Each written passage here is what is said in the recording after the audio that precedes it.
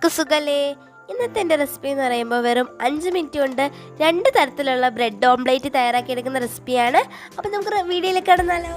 അതിനായി ഞാനിവിടെ ഒരു ബ്രെഡ് എടുത്തിട്ടുണ്ട്. അതിൻ്റെ നടുഭാഗം നമുക്ക് മുറിച്ചെടുക്കണം. അതിനായി ഞാൻ ഒരു ഗ്ലാസ് ആണ് എടുത്തിരിക്കുന്നത്. അത് നമുക്ക് കറക്കി റൗണ്ടായിട്ടൊന്ന് മുറിച്ചെടുക്കാം.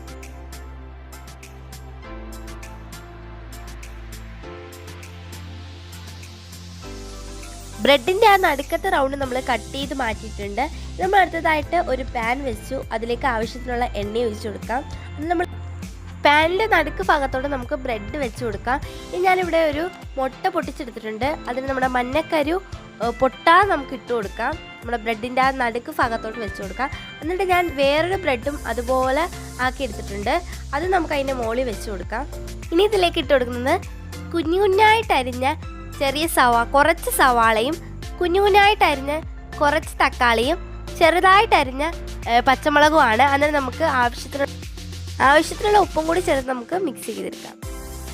നന്നായിട്ട് മിക്സ് ചെയ്ത ശേഷം നമ്മൾ ആദ്യം മുറിച്ച് മാറ്റിയ ബ്രെഡിൻ്റെ നടുഭാഗം നമുക്ക് ആ റൗണ്ടിലോട്ട് വെച്ച് നന്നായിട്ടൊന്ന് പ്രസ് ചെയ്ത് കൊടുക്കാം.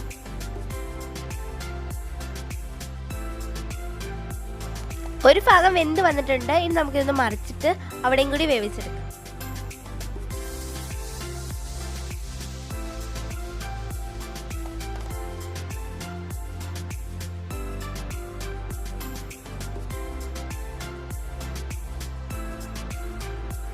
ഇപ്പോൾ തിരിച്ചും മറിച്ചു വിട്ട് നമ്മൾ വേവിച്ചെടുത്തിട്ടുണ്ട്. ഇനി നമുക്കിതൊരു പാത്രത്തിലേക്ക് മാറ്റാം. അങ്ങനെ ഞാൻ ഒരെണ്ണം കൂടി ചെയ്തെടുത്തു.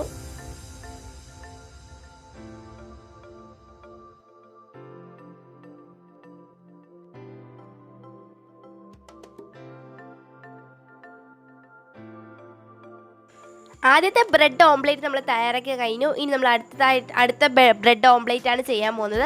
അത് ഞാൻ ഇവിടെ ഒരു ബൗൾ എടുത്തു. അതിലേക്ക് 4 ബ്രെഡ് ഇങ്ങനെ പിച്ചിട്ട് കൊടുക്കുന്നുണ്ട്.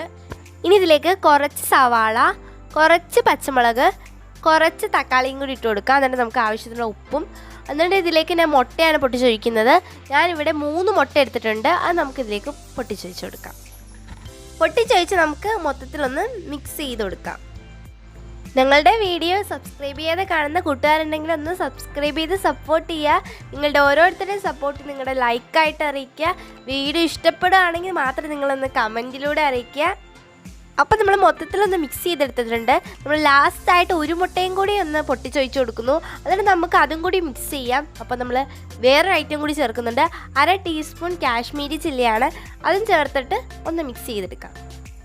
അപ്പോൾ നമ്മൾ മിക്സ് ചെയ്തെടുത്തിട്ടുണ്ട്. അടുത്തതായിട്ട് ഞാനൊരു പാൻ വെച്ചിട്ടുണ്ട്. അതിലേക്ക് നമുക്ക് കുറച്ച് വെളിച്ചെണ്ണ ഒഴിച്ചു കൊടുക്കാം. അത് നമ്മളിപ്പോൾ മിക്സ് ചെയ്ത് വെച്ചിരിക്കുന്നത് നമുക്ക് അതിലേക്ക് ആക്കി കൊടുക്കാം. നന്നായിട്ട് മൊത്തത്തിൽ നമ്മുടെ മുട്ട പൊരിക്കുന്ന എഗ് ഓംലേറ്റ് ചെയ്യുന്ന പോലെ നമുക്കൊന്ന് സ്പ്രെഡ് ചെയ്തെടുക്കാം.